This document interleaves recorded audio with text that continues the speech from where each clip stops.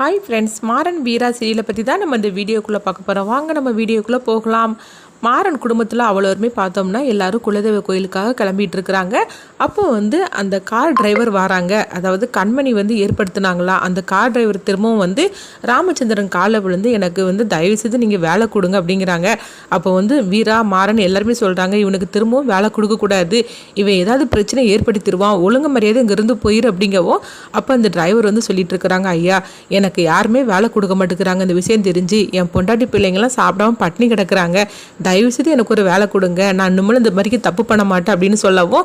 அப்போ ராமச்சந்திரனும் சரி அவன் ஐயோ பாவம், அவனுக்கு நம்ம வேலையை கொடுத்துடலாம், இன்னும் பிரச்சனை பண்ணக்கூடாது அப்படின்னு சொல்லிட்டு அவங்க போகிறாங்க. ஆனாலும் வீராவுக்கும் மாறனுக்கும் இது சுத்தமாக பிடிக்கவே இல்லை. அதுக்கப்புறமா ஒழுங்கு மரியாதை ஜாக்கிரதை அப்படின்னு சொல்லிட்டு மாறன் அங்கேருந்து போகவும். அப்போ கண்மணி டிரைவரை பார்த்து சிரிக்கும் போது டிரைவரும் கண்மணி பார்த்து சிரிச்சிட்டு இருக்கிறாங்க. இந்த மாதிரி நடந்துட்டு இருக்கு. அடுத்து பார்த்தோம்னா எல்லாருமே குலதெய்வ கோயிலுக்காக அவங்க காவிரி ஊருக்கு வராங்க. அங்கே வந்ததுமே எல்லாருமே இவங்களை வரவே இருக்கிறாங்க.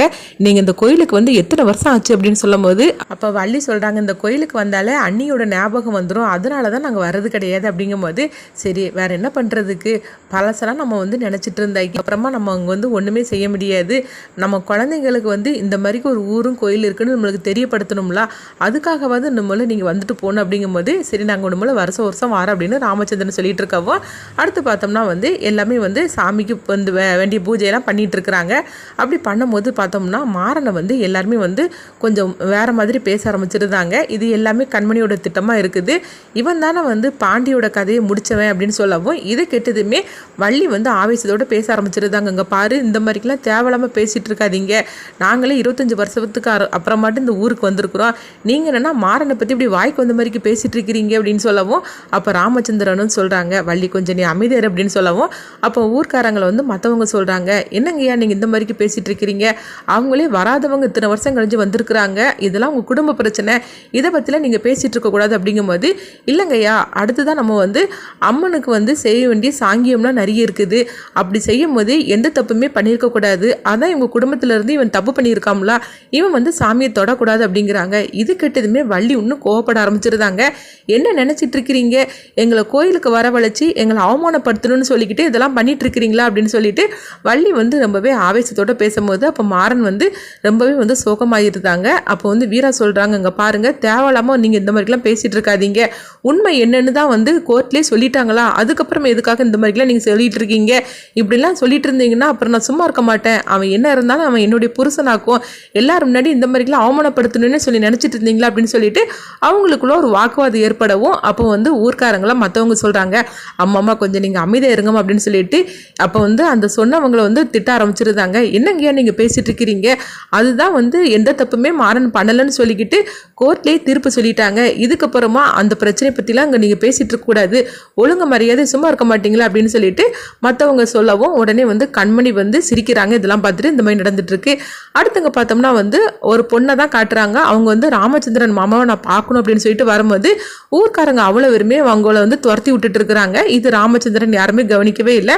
அப்போ அந்த பொண்ணு சொல்கிறாங்க, என்னை தயவு செய்து என்னை எங்கள் மாமாவை பார்க்க விடுங்க, என்னை தயவு செய்து பார்க்க விடுங்க அப்படின்னு சொல்லி அவங்க கெஞ்சிட்டு இருக்கிறாங்க. ஆனாலும் ஊர்க்காரங்க அவ்வளோ வருமே அவங்கள விரட்டி விட்டுட்டு இருக்கிறாங்க.